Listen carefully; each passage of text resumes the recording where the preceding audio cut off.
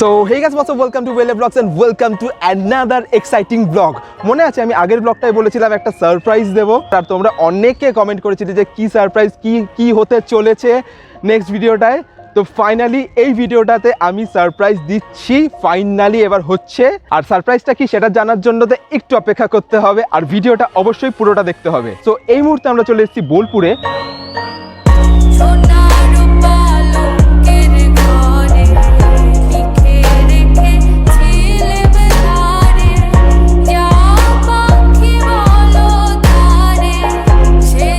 Bolpur station থেকেই breakfast করার পর আমরা রওনা দিলাম শান্তিনিকেতন ক্যাম্পাসের উদ্দেশ্যে।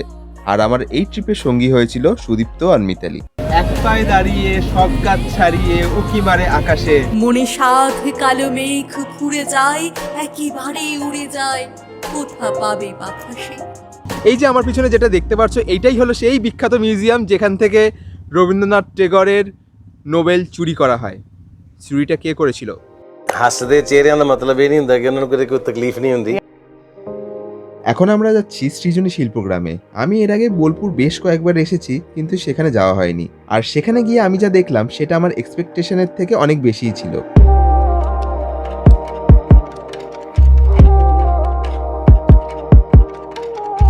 এখানে ঢোকার প্রবেশ মূল্য হলো 20 টাকা, আর এটি গোটা 26 বিঘে জমির উপর অবস্থিত।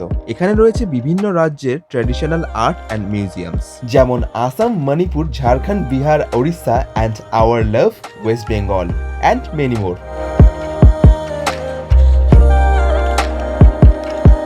ও সোনা রেশমি জোসনা, ওই পালকিতে বউ চলে যায়, হায় রে সরমে মন ভরে যায়।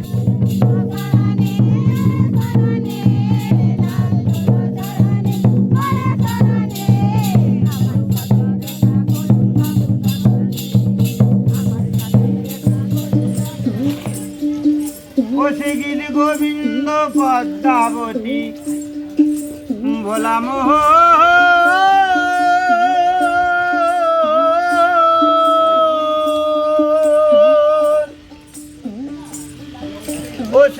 গোবিন্দ পদ্মাবতী। আর ফাইনালি তোমাদের যে সারপ্রাইজটার কথা বলেছিলাম একদম ভিডিওর প্রথমে, তোমরা কি সেটা দেখতে চাও? আগের দিন তো কমেন্ট লাইন পুরো ভরিয়ে দিয়েছো, হ্যাঁ কি দেখছে, কি সারপ্রাইজ দিচ্ছ, হ্যাঁ তুমি কি বিয়ে করছো, এই করছো সেই করছো, জিজ্ঞেস তো করেছিলে। এই সারপ্রাইজটা অন্য কিছু। এই ঠাকুমাকে দেখতে পাচ্ছ, আশা করি তোমরা চেনো।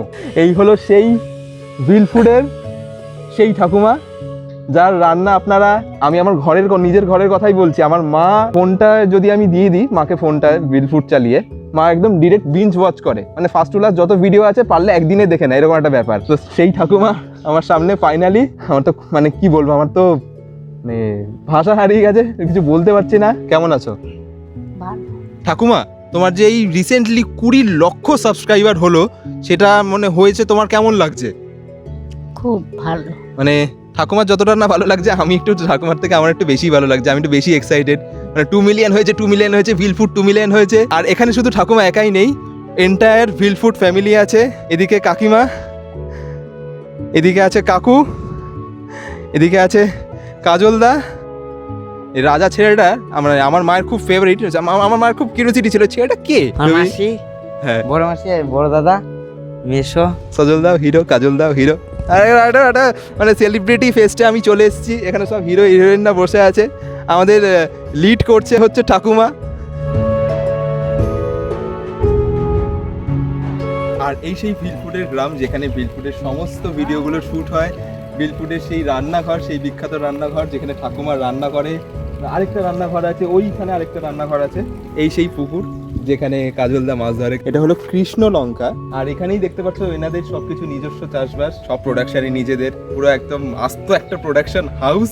আর তোমরা যদি জানতে চাও এই ভিলফুডে কিভাবে আসবে এবং কিভাবে ঠাকুমার সাথে তোমরা দেখা করতে পারবে, সো এবার তোমরা এই কাকার মুখ থেকেই শুনে নাও, যে কাকা আমাদের টোটো চালিয়ে এত দূর এনেছে। ওনারা ওই দাদারা বললেন ঠাকুমার বাড়ি যাবো, বনভিলা স্টপেজ আছে একটা বাস স্টপেজ, সেই বাড়িতে বনভিলা আসতে বাদিকে ঢুকে যেতে হবে, তাই তো?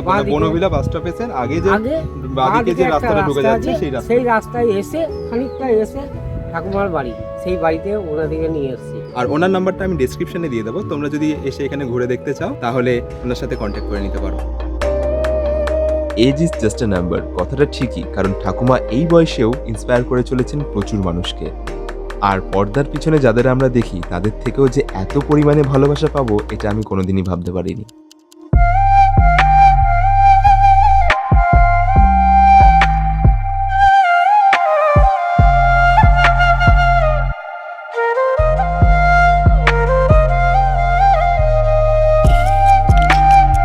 আমরা এই মুহূর্তে চলে এসেছি সেই জায়গাটায়, যেই জায়গাটায় ইষ্টি কুটুম যে সিরিয়ালটা ছিল না, যে বাহামণি শহরের বাবু গ্রামের মেয়েকে বিয়ে করেছিল, তারপর গ্রামের মেয়েটা মজান হয়ে যায় একটা সময় গিয়ে, সেই সিরিয়ালটা শুটিং হয়েছিল ঠিক এই জায়গাটায়। মানে স্টার জলসা অনুযায়ী এই জায়গাটার নাম হলো পলাশবনি, তাই তো? এটা একটা বড় শুয়োর এবং একটা শুয়োরের বাচ্চা।